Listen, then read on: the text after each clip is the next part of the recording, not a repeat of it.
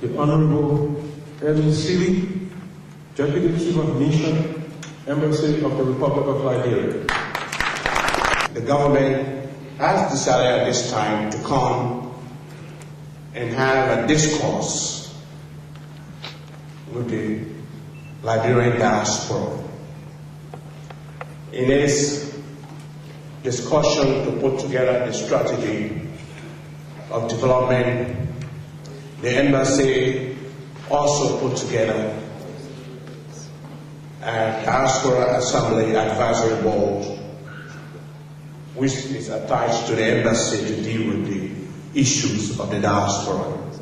You have a pivotal responsibility as Liberian. You are the macrocosm of our society.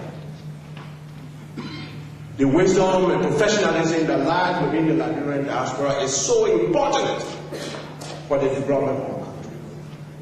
So we differ with those that will say, well, it was not important to come here. We needed to have this national discourse constructively as to what happened in Liberia. I thank you for coming, and let us have it in a civil manner. Thank you. Without much ado, it is my pleasing duty and honor to invite to the podium the Honorable Amara M. Konneh, Minister of Planning and Economic Affairs and National Coordinator of the Liberian Reconstruction and Development Committee, for opening comments and presentation. First of all, we are happy to be here. We are happy to be here in this beautiful city of Minneapolis to engage our fellow Liberians on the future of our country. We have not come here to sort of defend any particular government policies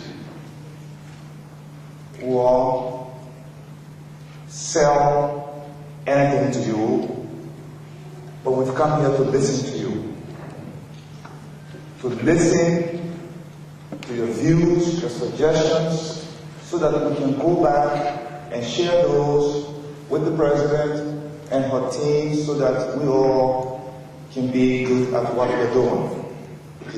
Discussion around development in order to understand why the PRS has been crafted to address some of the problems in order to achieve development.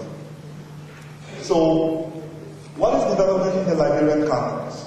Well, it is the expansion of human capabilities. That's what we want.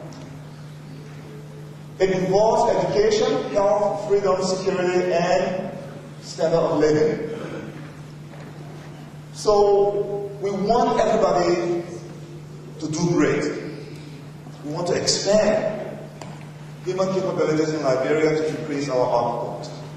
But to do that, we need an educated population, you need a healthy population, you need a population that is free, you need people, you need for people to be able to speak freely. And also, you need people to feel secure. We'd like to show you this picture here. This is the world's distribution of income using 2007 figures. So, as you see here, you see that the rich countries here are more peaceful and stronger. The countries here. Why? We'll find out later.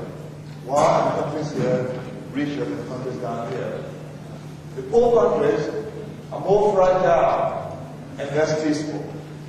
Every day you have conflict, around here. But here, you have rule of law, you have strong institutions, and you have strong growth. So, drilling down into that distribution of income, we took two countries in Africa, our beloved Liberia, and another country called Botswana, one of the richest countries on the continent.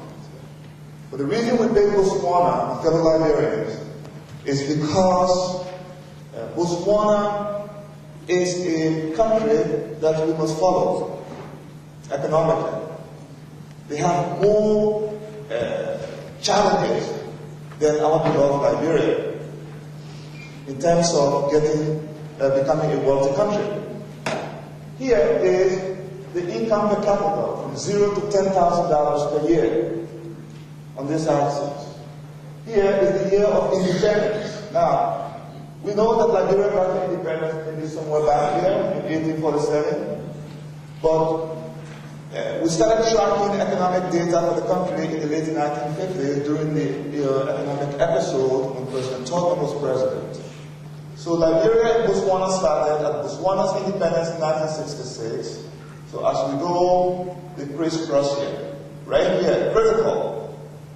In the 1970s, when we had all of our problems in Liberia, that is why I said the problem in our country did not start with the war or did not start in the last 4 years.